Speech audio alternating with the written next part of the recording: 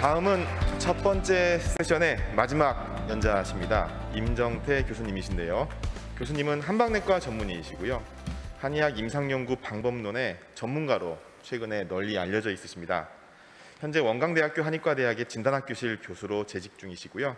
오늘 발표 제목은 신부전이라는 주제를 통해 본 리얼월드 데이터 기반 한의학 임상연구 경향입니다. 박수로 환영해 주십시오. 네, 소개는 좌장 이시우 박사님께서 잘 해주셔서 넘어가도록 하고요.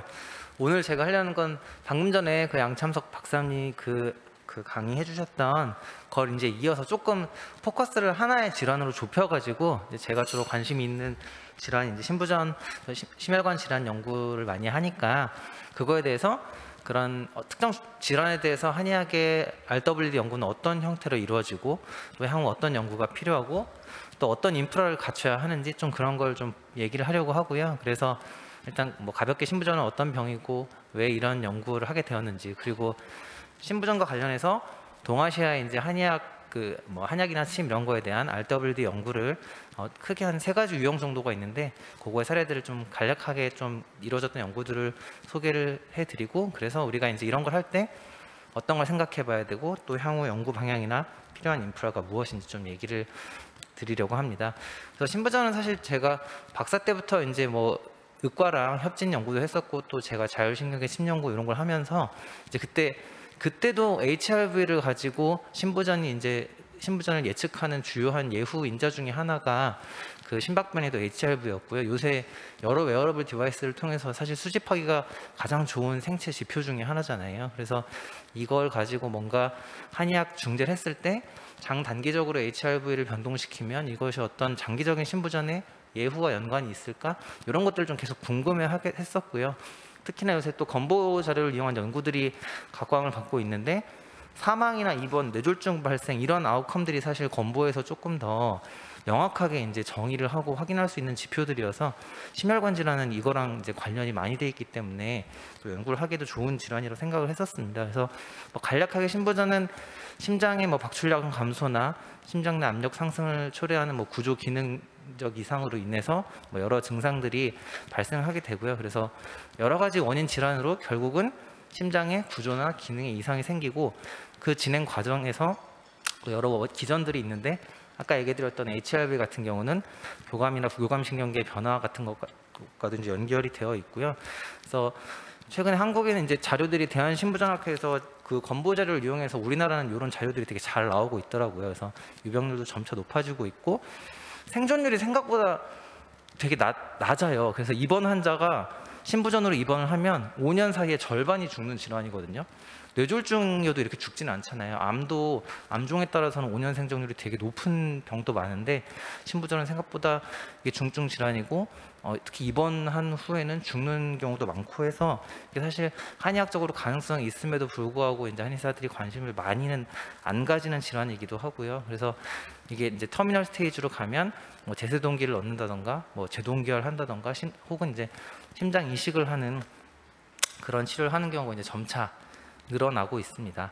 그래서 저는 이제 스코핑 리뷰라는 방법을 통해서 기존에 있던 문헌들을 좀 정리를 하고 이제 앞으로 제가 하는 과제에서 신부전에 대한 건강보험 이제 빅데이터 연구를 하려고 하는데 거기에 이제 스코핑 리뷰라는 방법을 쓰려고 하고요. 이제 단어가 생소하실 수도 있는데 그냥 사실은 늘 해왔던 내러티브 리뷰의 문제 의식을 가지고 체계적 문헌 고찰의 문헌 선정 방법을 통해서 이제 내가 관심 있는 분야에 대한 스코핑을 한다. 그래서 앞으로 우리가 뭘 해야 될지 고민해보는 좀 석사 1년차 때부터 한 번쯤은 이제 거쳐가야 할 연구 방법론이라고 그냥 생각하시면 될 것 같고요.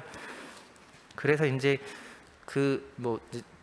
이런 기존에 해외에 나왔던 한국이나 국가를 제한하지는 않았는데 해외에 나왔던 문헌들을 보고 리얼월드에서 데이터 활용한 연구들을 기준으로 동아시아 전통학 중재에 한정을 해서 이제 관찰 연구나 코호트나 케이스 컨트롤 그리고 단면적 연구 같은 걸 이제 포함을 했고요. 그래서 이런 주로 이제 한국, 중국, 일본, 대만 이런 데서 어떤 연구들이 이루어지는지를 좀 봤습니다. 그래서 크게 보면 이제 다른 질환도 마찬가지겠지만 이제 어떤 특정 질환에 있어서 할 수 있는 이제 리얼월드 데이터를 이용해서 병원 자료나 건보 자료를 활용해서 이루어진 연구들은 그 질환 환자, 신부전 환자를 대상으로 해서 한의학 중재를 했을 때 그 신부전이랑 관련된 임상적 아웃컴, 예를 들어서 사망이나 뭐 신부전으로 인한 입원 혹은 뇌졸중 이런 게 발생하는지 여부를 보는 연구들이 있고요.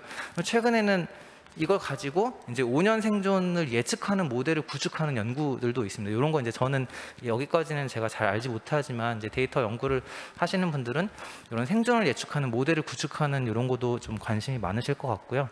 그 다음에 신부전 환자는 아닌데 다른 질환을 가지는 환자를 대상으로 해서 한의학 중재를 했을 때 이 신부전이란 질환 자체가 아웃컴이 발생하는지 여부를 보는 연구들이 있는데, 이 신부전 자체가 프라이머리 아웃컴인 경우에는 이제 이걸 신부전을 목적으로 아예 연구를 짠 경우지만, 보통은 그게 아니라 그냥 신부전이 세컨더리 아웃컴이어서 흔히 이제 얻어 걸렸다라고 얘기를 하죠. 여러 가지 아웃컴을 이제 다 때려놓고 그냥 그 중에 하나가 신부전이었는데 발생을 줄였다, 이런 연구들도 있고요.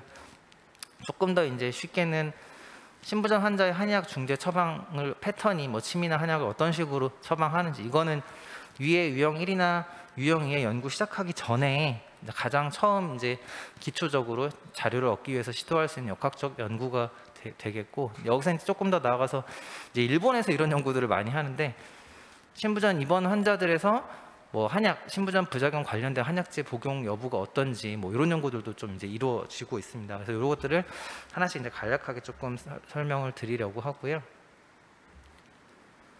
그래서 이제 그 2017년도에 온코타겟이라는 저널에서 이제 나온 그 연구인데요. 그래서 요거는 이제 가장 이제 전형적인 연구인데, 대만의 이제 건강보험 자료, 혹시 이거 크기를 좀 조정을 해주실 수 있나요? PDF를? 안 되면 그냥 하겠습니다. 네. 그래서 그 대만의 이거 가장 이제 전형적인 사례인데, 신부전 환자들 중에서 이제 2000년부터 2010년 사이에 새로 신부전을 진단받은 이제 몇만 명, 10,000명 정도의 환자가 있는데, 그 중에서 이제 한약을 쓴 일부의 환자가 있고, 그래서 한약을 쓴 사람이랑 안 쓴 사람들을 이제 그 프로펜서티 매칭이라고 해서 두 군을 비슷하게 하는 방법을 통해서 사망이나 뭐 의료기관 기간 이용하는 것, 또 의료 비용 이런 것들이 어떤지 이제 그 후향적으로 코호트 연구를 하는 거고요. 이게 이제 가장 전형적인 건강보험 자료를 이용한 후향적 코호트 연구가 이제 되겠습니다. 그래서 이런 식으로 이제 여기서 보는 거는 한약 치료군이랑 이제 한약을 안 쓴 군에 5년 동안 이제 추적을 해가지고 사망이 어떻게 차이가 나냐. 여기 보시면은 이제 TCM 유저 위에 빨간색으로 되어 있는 한약 치료군은 좀 덜 죽었고요. 딱 눈으로 봐도 한약을 안 먹은 분들은 훨씬 많이 죽었죠. 그래서 그 신부전 환자들 중에서 한약을 먹은 게 더 이제 사망이 그 해저드 레이쇼 위험 비율이 한 30%대로 줄어든다. 뭐 이런 연구들이 가장 기본적인 어떤 질환에 대한 이제 건강보험 자료 연구가 되겠고요. 그리고 이제 여기선 추가적으로 본 게 이제 비용이나 의료기관 입원 이용 횟수, 뭐 입원 이런 것들을 이제 추적을 했는데, 요거는 크게 차이가 없었습니다. 조금 더 이제 이 앞에 연구 같은 경우는 사실 어떤 한의학적인 백그라운드가 많이 없어도 사실 할 수 있는 연구들인데요. 질환에 뭐 TCM을 했을 때 죽나 안 죽나. 근데 이제 요거는 조금 재밌었던 거는, 이 연구는 이제 신부전 환자 중에서 한약을 쓴 사람 중에, 이제 우리가 신부전이라 그러면 이제 부자를 많이 쓴다고 생각을 하잖아요. 뭐 진무탕 이런 거에 효과가 있다고 알고 있는데, 부자를 쓴 사람이랑, 그러니까 부자가 있는 한약을 쓴 사람들이랑 부자가 없는 한약을 쓴 사람들 중에 어떤 예후가 다르고, 혹시 또 그리고 부자를 쓰면 부정맥 같은 게 올 수 있으니까 그런 것들이 있는지 없는지 그거를 본 연구고요. 그래서 900명을 부자가 있는 한약을 쓴 사람 900명이랑 부자가 없는 한약을 쓴 사람 900명을 이제 쭉 추적 관찰했던 연구여서, 이것도 약간 일반적인 유형의 디자인인데, 다만 치료군과 대조군이 흔히 하는 TCN군이랑 논 TCN군이 아니라 특정 한약이 있는 군, 특정 한약이 없는 군, 이렇게 해서 쭉 추적 관찰했던 그런 연구고요. 그래서 봤더니 두 군 간에 특별히 어떤 입원이나 사망이나 뭐 심혈관 질환 발생은 차이가 없었고요. 보시면 이제 딱 그 눈으로 봐도 이제 차이가 없죠. 근데 이제 여기서는 그런 걸 좀 더 해봤어요. 그 용량이 계속 기록이 되니까 부자를 혹시 많이 쓰면은 부자 쓴 사람 군 내에서 어떤 심혈관 질환 발생률이 줄지 않을까 해봤더니, 보니까 한 200g 정도 썼을 때까지는 계속 이제 심혈관 질환 발생률이 줄었고, 왼쪽 그래프에서 보시면 200g이 넘어갈 때는 이제 더 이상 효과는 없어서 한 200g 정도는 총 먹어야 발생률을 계속 줄일 수 있다, 이런 이제 결과도 나왔었고요. 또 이제 그것도 이제 궁금했었던 거죠. 빨리 그 신부전 진단을 받은 다음에 우리 임상에서 그런 거 하잖아요. 한약을 어떤 질환을 진단받고 빨리 먹어야 되나 늦게 먹어야 되나. 근데 여기서는 이제 신부전 진단 후에 부자를 늦게 먹기 시작할수록 사망 위험이 높아진다. 그러니까 한약 먹을 거면 빨리 먹으세요. 뭐 똑같이 먹어도 빨리 먹어야 더 이제 효과가 좋습니다. 이런 얘기를 할 수 있는 이제 근거들을 대만 건보 자료를 가지고 이제 얘기를 할 수 있는 거죠. 이런 연구들을 해볼 수 있고요. 그 다음에 요거는 제가 하고 있는 건데 아직 출판된 게 아니어가지고, 이제 침연구는 사실 대만에서 일부 되어 있고, 건강보험 자료를 위한 침연구는 주로 이제 우리나라에서 나오는데, 요것도 제가 신부전이 있는 장애인 환자들에서 침 치료가 사망률이나 심근경색 발생을 낮추는지 봤는데, 이것도 보니까 위에가 이제 빨간 게 침 치료군이고 밑에 점선이 검은 점선이 대조군, 침 안 쓴 군인데 침 치료군이 사망률이 훨씬 더 줄어들었고요. 그 다음에 이 오른쪽에 있는 그림은 용량 반응 관계를 봐서 보면 이제 보라색 맨 위에 있는 보라색 점선이 침을 가장 많이 맞은 군이고요. 그 밑에 파란색이 가장 적게 맞은 군인데, 침 치료를 많이 하면 할수록 사망률이 더 줄어드는 걸 알 수 있습니다. 그래서 이게 용량 반응 관계를 보여줘야 이게 어느 정도 인과관계가 있다는 걸 말할 수 있기 때문에, 이제 어떤 침이나 한약에 용량 자료가 있으면 이렇게 그 인과관계를 어느 정도 입증할 수 있는 그런 연구들을 볼 수 있고, 또 이건 같은 연구에서 아까 거는 이제 사망을 제가 했었고, 요거 이제 심근경색 또 마찬가지로 비슷하게 침을 많이 맞을수록 그 장애인 신부전 환자에서 심근경색 발생이 더 줄어드는 그런 이제 결과들을 볼 수 있었습니다.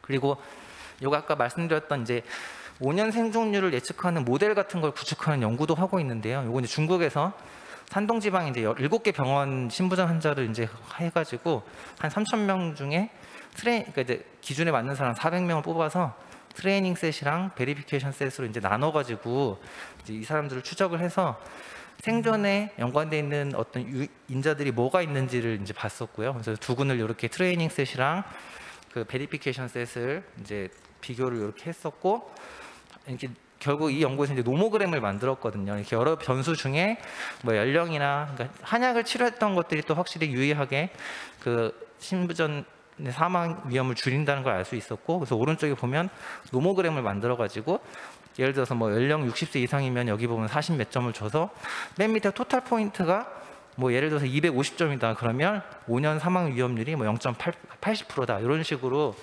점수를 각각 줘가지고 이 사람의 5년 사망률을 예측하는 그런 노모그램 같은 것도 이제 개발하는 그런 연구도 이루어지고 있고요. 그래서 이제 ROC 커브를 그려서 이제 칼리브레이션 커브를 그려서 이게 치료군과 트레이닝 셋이랑 베리피케이션 셋을 비교를 하고, 또 오른쪽에 있는 디시전 커브 애널라이시스는 이게 이 사람이 예측되는 위험이 그래서 사망 위험이 50%다 그랬을 때 한약을 먹으면 이득이 30% 정도 이득이 있다. 이런 걸 이제 눈으로 볼 수 있게 이런 걸 해서 클리니컬 디시전을 할 수 있는 그런 이제 걸 또 이제 도출을 하는 그런 연구들 이제 하고, 최근에는 이런 것들이 이제 나오고 있는 것 같습니다. 전에는 그래서 역학적으로 코호트만 했다가 지금은 이제 이런 코호트 자료를 기반으로 프리딕션하는 그런 것들도 점차 이제 이루어지고 있고요. 그 다음에 이제 이건 유형 2인데 여기서부터는 이제 신부전 환자는 아니고 다른 환자에서 어떤 뭐 한의 치료했을 때 신부전이 유발이 되는지 혹은 감소시키는지 이런 거고요.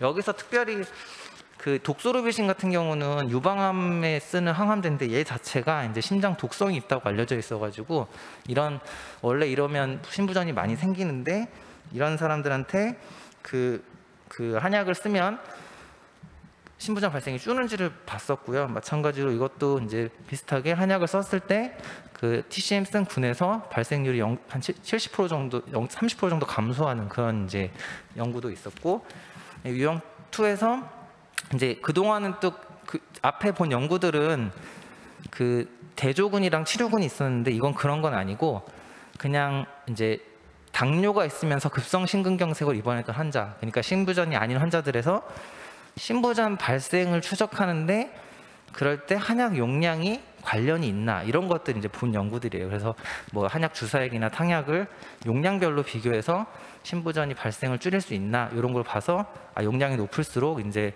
발생이 줄었던 걸 또 보여줬고요. 또 이것도 비슷하게 다른 질환 환자에서 주사 치료를 했더니 마찬가지로 이제 신부전을 줄였다는 이제 그런 식으로 이런 연구들도 이루어지고 있고, 또 유형 3에서는 좀 더 간단한 연구들인데 신부전 환자의 한약 처방 패턴이 어떤지 대만 건강보험 자료를 이용해 가지고 이제 가장 많이 쓰이는 비뇽 처방은 뭐고, 비뇽 약제는 뭐고, 또 비뇽 약대라고 하잖아요.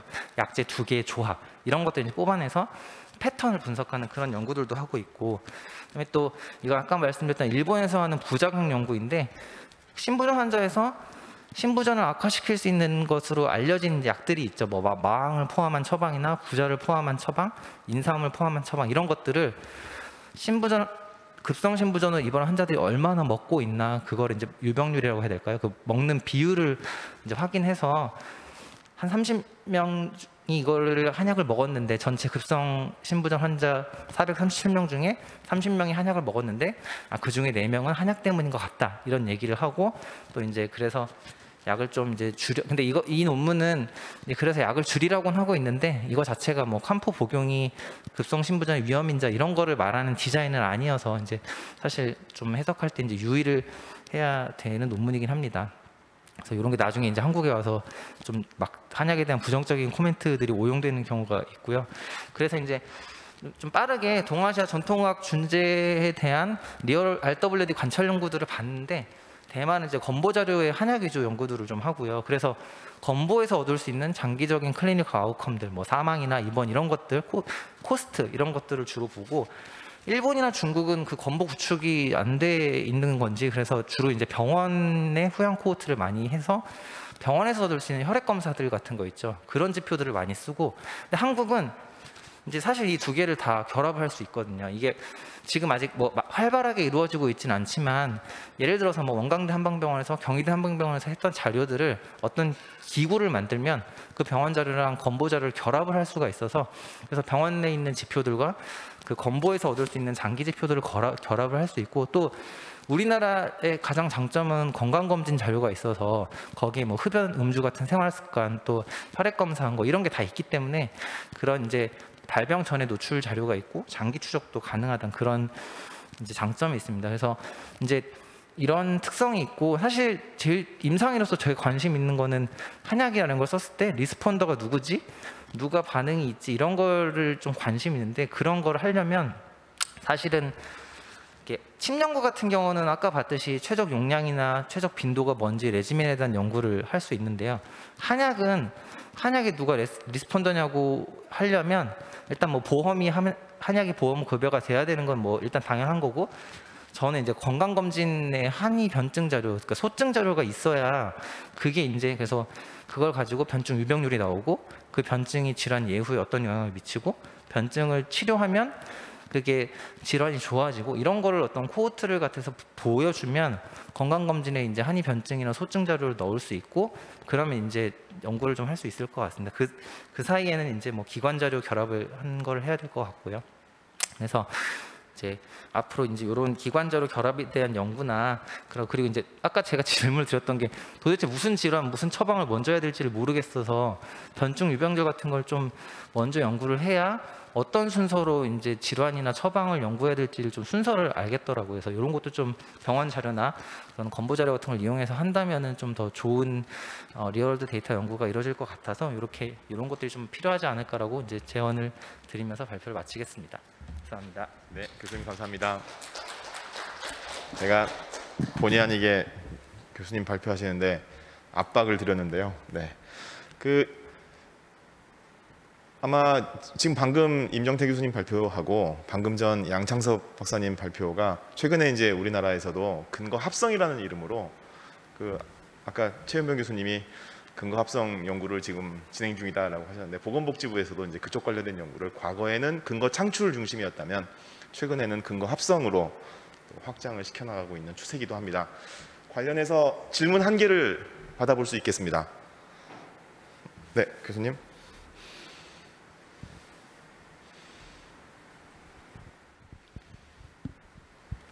네, 좋은 발표 잘 들었습니다. 아까 사실 지금 연달아 두 번 리얼월드 데이터 발표 재밌게 잘 들었는데요.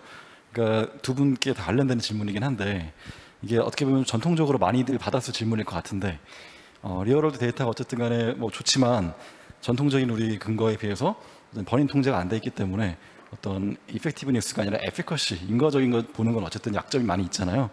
그러니까 뭐 아까 우리가 봤던 그 대만에서 나온 좋은 데이터 같은 경우에도 한약을 복용하는 사람들이 원래 뭐 다른 측면에 좀 더 건강에 유리한 어떤 뭐 마음가짐을 갖고 있다든가 하여튼 뭐가 됐든 간에 그래서 그런 부분이 어쨌든 있는 건데 아까 양창범 박사님 강의에서도 이제 규제과학에서 그런 부분들 더 많이 받아들이고 있다고 하셨는데 그런 이슈에 대해서 에피커시가 아니라는 측면에 대한 이슈에 대해서 어떻게 이제 긍정적인 평가들을 하고 있길래 이렇게까지 지금 잘 되고 있는 건지 혹시 좀 해주실 수 있는 말씀이 있으면 감사하겠습니다.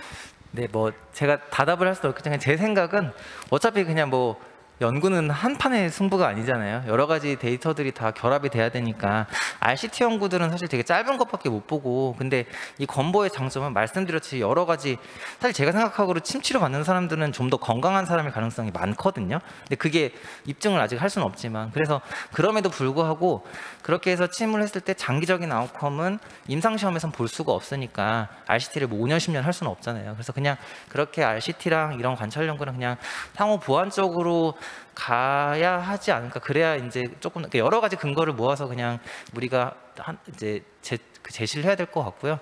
요새 이제 각광받는 이유는 아무래도 이게 저도 이제 RCT도 해보고 이것도 해봤지만 이거는 이제 코딩의 허들만 넘으면 또 같이 하는 좋은 연구자만 있으면 훨씬 시간이 덜 들더라고요. 그래서 이제 RCT 자료 만드는 게 더 힘드니까 예전에 한참 막 SR 각광이 불었던 것처럼 또 RWD 각광이 부는 것 같긴 하는데 저는 여전히 그래서 이것도 중요하지만 개개 조그만 한의원들을 모아가지고 10명, 20명의 관찰 연구를 하는 것도 사실 더 똑같이 중요한 거 아닌가 그런 생각을 하고 있습니다. 제가 짧은 질문 하나만 더 추가하겠습니다. 기존 EBM의 근거력 하이어라키에서 만약에 그때는 이제 리얼 에비던스 이런 얘기 안 썼잖아요. 어디쯤에 위치한다고 볼 수 있을까요? 아마 관찰 연구 코호트나 결국 코호트잖아요. 그래서 그냥 거기 있지 RCT보다 밑에 있는 거 아닐까 생각은 하긴 합니다. 네.